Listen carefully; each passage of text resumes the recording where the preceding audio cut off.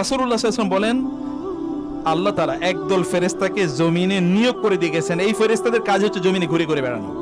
ইয়ালতামিসুনা আহলা যিকর, কোথায় লোকেরা বসে আল্লাহ জিকির করে এরা তারা খুঁজতে থাকে। একদল ফেরেশতা, তাদের কাজ হচ্ছে খোঁজা। যখন তারা দেখে যে একদল লোক ওইখানে বসে আল্লাহ জিকির করছে, আল্লাহর কথা বলছে, তখন তারা অন্য ফেরেশতাদেরকে ডাকে, ওই যারা বিভিন্ন জায়গায় দৌড়াচ্ছে, কোথায় আছে এদেরকে ডাকে, হালুম্মু ইলা হাজিতিকুম, তখন তারা ডাকে। এবং ওইখানে গিয়ে তখন যারা ওইখানে বসে তাদেরকে বলে, তোমাদের এখন কি কি প্রয়োজন আছে আল্লাহর কাছে বলো, কারণ আমরা অলরেডি চলে এসেছি, এগুলো আমরা এখন রেকর্ড করব। এরপরে ফেরেশতারা কি করেন, ওই যে অন্যান্য ফেরেশতারা যারা বিভিন্ন জায়গায় আছেন তারা এখানে আসতে থাকেন, এসে এরকম একজনের উপর একজন, একজনের উপর একজন, একজনের উপর একজন, এরকম ফেরেশতা কি স্তূপ হতে থাকেন। এমনকি একেবারে প্রথম আকাশ পর্যন্ত ফেরেশতারা এরকম সারিবদ্ধ হয়ে যান। যেমন এখন এরকম একটা জায়গা, এখানে আপনার আল্লাহ জিকির করছেন, আল্লাহর কথা বলছেন, ফেরেশতারা এখন এখানে এসে চারিদিক থেকে এমন হয়ে আছে একেবারে প্রথম আকাশ পর্যন্ত।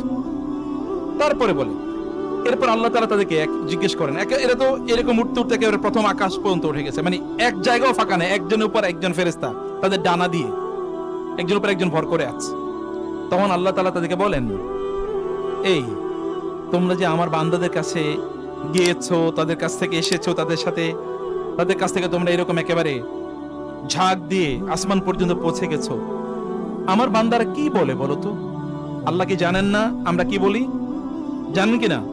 তারপরে তিনি ফেরেশতাদেরকে জিজ্ঞেস করেন, এরা বলছে কি? তখন তারা বলে, ইউসাব্বিহুনাকা ওয়া ইউকাব্বিরুনাকা ওয়া ইয়াহমাদুনাকা ওয়া ইউমাজ্জিদুনাকা, আল্লাহ তারা আপনার জিকির করে, আপনার তাসবিহ পড়ে, আপনার তাহমিদ করে, মানে আলহামদুলিল্লাহ বলে, সুবহানাল্লাহ বলে, আল্লাহু আকবার বলে, আস্তাগফিরুল্লাহ বলে।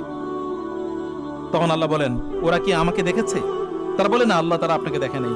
তখন আল্লাহ বলেন, তারা যদি আমাকে দেখতো তাইলে তারা কি করতো বলতো? ফেরেশতারা বলেন, আল্লাহ তাহলে তারা আপনার নাম আরো বেশি বলতো। আপনাকে দেখলে আল্লাহ না আপনার নাম আরো বেশি বলতো এবং আপনার প্রশংসা আরো বেশি করতো, আপনার তাসবিহ আরো বেশি করতো। এবার আল্লাহ বলেন, ওরা আমার কাছে চায় কি? তারা বলেন, ফেরেশতারা বলেন, আল্লাহ তারা আপনার কাছে জান্নাত চায়। আল্লাহ তারা বলেন, ওরা কি জান্নাত দেখেছে? ফেরেশতারা বলেন, না আল্লাহ তারা জান্নাত দেখে নাই। যদি তারা জান্নাত দেখতো তাহলে কি করতো? হে আল্লাহ, তাহলে তারা আরো বেশি জান্নাত চাইতো আপনার কাছে। এবার আল্লাহ বলেন, ওরা আমার কাছে কি থেকে আশ্রয় চায়? তখন আল্লাহ তাআলার কাছে ফেরেশতারা বলেন, আল্লাহ তারা জাহান্নাম থেকে আশ্রয় চায়। ফেরেশতারা বলেন, আপনার বান্দারা আপনার কাছে জাহান্নাম থেকে আশ্রয় চায়। আল্লাহ তাআলা বলেন, তারা কি জাহান্নাম দেখেছে? বলে, না আল্লাহ। যদি তারা জাহান্নাম দেখতো তাহলে কি করতো? আল্লাহ তাহলে তারা জাহান্নাম থেকে আরো দ্রুত পালাতো এবং আপনার কাছে আরো বেশি আশ্রয় চাইতো। এবার আল্লাহ সুবহানাহু ওয়া তাআলা তাদেরকে বলেন, তাহলে তোমাদেরকে আমি সাক্ষী রেখে বললাম, আমি এদেরকে মাফ করে দিয়েছি। এবং তোমাদেরকে আমি সাক্ষী রেখে বললাম, এদের প্রত্যেকে যা চায় আমি তাদেরকে জান্নাত দিলাম, জাহান্নাম থেকে আশ্রয় দিলাম, আমি তারা যা চাইছে আমি তাদেরকে তাই দিয়ে দিলাম। তখন একজন ফেরেশতা বলে, আল্লাহ এখানে এমন কিছু লোকও আছে যারা খুব মনোযোগী না, এমনিই বসে আছে, এমনি দেখেছে অন্যরা বসে আছে তারাও বসে আছে, আল্লাহ তাদের ব্যাপারে কি? আল্লাহ তাআলা তখন তাদেরকে বলেন, হুমুল জুলাসাউ লা ইয়াশকা বিহিম জালিসুহুম, এরা এমন সম্মানিত যে এদের সাথে যেই এসে বসুক না কেন তাদেরকেও আমি সেই সম্মানিতদের অন্তর্ভুক্ত করে নেই। এদের কারণে আমি ওদের কে ওরা চায় না কিন্তু তাদেরকে আমি দিয়ে দেই, কারণ এটা ফ্রি ডিস্ট্রিবিউশন, কারোর জন্য আমি এটা রাখি না। প্রিয় ভাই, এই কারণে আরেকটি বর্ণনা এসছে, এবং এই বর্ণনাগুলো সব সহিহ বুখারীর বর্ণনা। আরেকটি বর্ণনা এসছে, রাসূলুল্লাহ সাল্লাল্লাহু আলাইহি ওয়াসাল্লাম বলেন, সহিহ মুসলিমের হাদিস, ফেরেশতারা তখন তারা বলে, আল্লাহ ওইখানে এমন একটা লোক আছে খুবই পাপী, অনেক গুনাহগার, এরকম একটা লোক ওইখানে আছে। তখন রাসূলুল্লাহ সাল্লাল্লাহু আলাইহি ওয়াসাল্লাম এবং এই ব্যক্তি ওই দিক দিয়ে যাওয়ার সময় এদের সাথে এমনি একটু বসছে। তখন আল্লাহ সুবহানাহু ওয়া তাআলা বলেন, ওয়ালাহু গাফারতু, আমি তাকেও ক্ষমা করে দিয়েছি, আমি তাকেও ক্ষমা করে দিয়েছি। হুমুল কওমু লা ইয়াশকা বিহিম জালিসুহুম, এরা এমন একটা সম্মানিত মানুষ আমার কাছে, এদের সাথে যে এসে বসুক না কেন আমি তাকেও ওদের মতো সম্মানিত এবং মর্যাদাবান করে দেই। প্রিয় ভাইরা, যেই কোনো মজলিসই হোক না কেন, এই মজলিসগুলোকে আপনারা আল্লাহর জিকির থেকে দূরে রাখবেন না। আল্লাযীনা ইয়াযকুরুনাল্লাহ, আল্লাহর কাছে সত্যিকার অর্থে পুরুষ মানুষ তারাই যারা দাঁড়ানো, বসা এবং শোয়া সকল অবস্থায় আল্লাহ জিকির করে।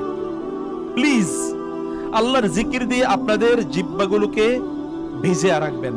ওয়ালা ইয়াজালু লিসানুকা রাতবাম মিন যিকরিল্লাহ। একজন সাহাবী এসে বলেন, ইয়া রাসূলুল্লাহ, আমি এত আমল করতে পারবো না, আমি এত আমল করতে পারবো না, আমাকে একটু ইন্না শারাআল ইসলামি কাসুরাত আলাইয়া, আল্লাহর রাসূল অনেক ইবাদত ইসলামে, আমি এত ইবাদত করতে পারবো না, আপনি আমার একটা ইবাদতের কথা বলেন, আমি এটাই করব, বেশি করতে পারবো না।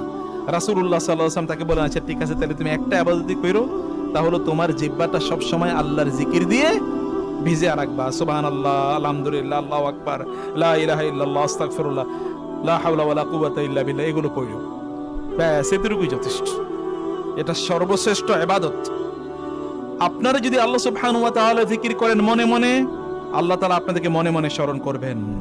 আপনারা যদি মানুষের সামনে আল্লাহর কথা বলেন, আল্লাহ তাআলা এমন একটা গোষ্ঠীর কাছে আপনার ব্যাপারে আলোচনা করবেন, যারা আমাদের সামনে যারা আছে তাদের চেয়ে হাজার কোটি গুণ বেশি সেরা, শ্রেষ্ঠ। তারা কারা?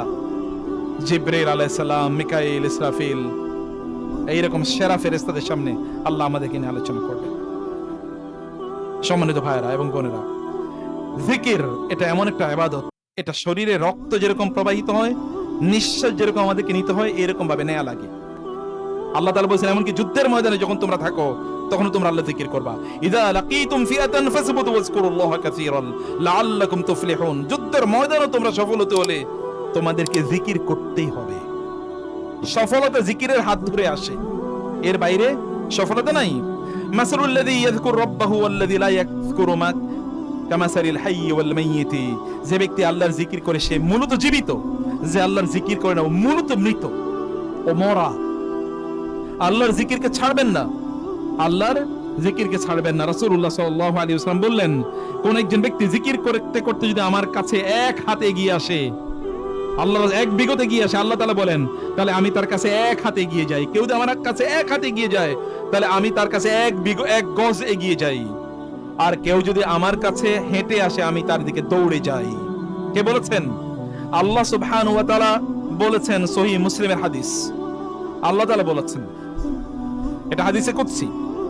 রাসূলুল্লাহ সাল্লাল্লাহু আলাইহি ওয়াসাল্লাম বলেছেন, আমি কি তোমাদেরকে এমন আমলের কথা বলবো না যে আমলটি তোমাদের শ্রেষ্ঠ আমলের চেয়ে কোনো ভালো উত্তম আমল হতে পারে না, এবং যে আমলটি তোমাদের রবের কাছে সবচেয়ে পবিত্র আমল, যে আমলটি তোমাদের মর্যাদা আল্লাহর কাছে সবার চেয়ে বেশি বাড়িয়ে দেবে, যে আমলটি আল্লাহর রাস্তায় সোনা রূপা খরচ করার চেয়ে অনেক অনেক বেশি সম্মানিত, যে আমলটি তোমরা যুদ্ধের ময়দানে আল্লাহর রাস্তায় জিহাদ করতে গিয়ে তোমরা নিজেরা অন্যকে হত্যা করো অথবা নিজেরা শহীদ হও, তার চেয়ে অনেক অনেক বেশি সম্মানিত আল্লাহর কাছে।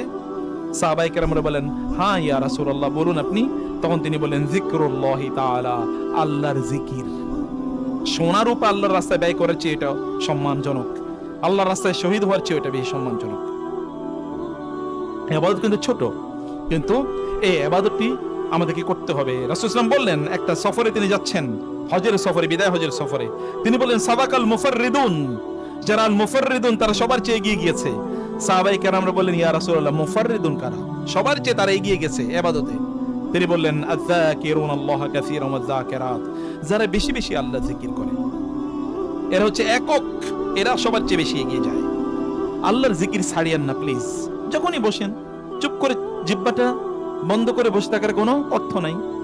সুবহানাল্লাহ, আলহামদুলিল্লাহ, এটা হ্যাবিট করেন, এটা হ্যাবিট করেন, এটা চরিত্রের অভ্যাস, চরিত্রে পরিবর্তন করেন, বলতে থাকেন, একসময় হয়ে যাবে। একসময় দেখবেন আপনার জিহ্বায় এটা কি জারি হয়ে যাবে। আগে প্র্যাকটিস করেন, প্র্যাকটিস করে একসময় দেখবেন এটা হয়ে যাবে। এবং আল্লাহর কসম করে বলছি, যদি এটা করতে পারেন তাহলে আপনার কোনো বিপদ আপনাকে কাবু করতে পারবে না ইনশাআল্লাহ। বিপদ আসবে, বিপদ আসলে তো আপনার সম্মান বাড়বে আল্লাহর কাছে। বিপদ আসলে মানুষের মর্যাদা বাড়ে, মনে রাখবেন। মুসলমানদের বিপদে তাদের মর্যাদা বাড়ে, কাফের মুশরিকদের বিপদে তাদের মর্যাদা কমে। মুসলমানদের বিপদে তার মর্যাদা কি হয়? বাড়ে আল্লাহর কাছে, আল্লাহর কাছে মর্যাদা। কারণ তখন বিপদে পড়লে সে আল্লাহকে বেশি ডাকে। আল্লাহকে বেশি ডাকলে মর্যাদা বাড়ে না কমে? মর্যাদা বাড়ে। নবী রাসূলদের এই কারণে বিপদ বেশি হয়েছে।